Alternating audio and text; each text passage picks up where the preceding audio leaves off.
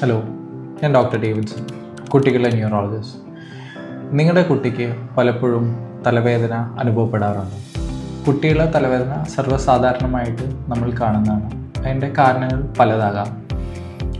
Migraine തലവേദന, cluster headache, തൊണ്ടവേദന, tonsillitis, പനി, കണ്ണിലെ പവറിലെ വ്യത്യാസം, ചെവി വേദന, കഴുത്ത് വേദന, ടെൻഷൻ കാരണമുള്ളത് പലതും കാരണമാകും.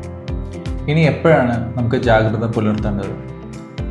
ഇടയ്ക്കിടയ്ക്കുള്ള തലവേദന ഈ തവണ അതിരൂക്ഷമായി വരികയാണെങ്കിൽ, തലവേദന സ്ഥിരം വരുന്ന സ്ഥലങ്ങളിലല്ലാണ്ട് സ്ഥലം മാറി വളരെയധികം ശക്തമായിട്ട് തലവേദന വരുന്നു, തലയുടെ ബാക്കിൽ അതിശക്തമായിട്ടുള്ള തലവേദന, രാത്രിക്ക് തലവേദന കാരണം എണീക്കുന്നു, ഛർദ്ദിക്കുന്നു, തലവേദന കാരണം രണ്ടായിട്ട് കാണുന്നു, അല്ലെങ്കിൽ അതിന് തുടർന്ന് ബോധം പോകുന്നു, ഈ പറഞ്ഞ ലക്ഷണങ്ങൾ ഉണ്ടെങ്കിൽ അടുത്തുള്ള ഡോക്ടറെ എത്രയും പെട്ടെന്ന് സമീപിക്കേണ്ടതാണ്.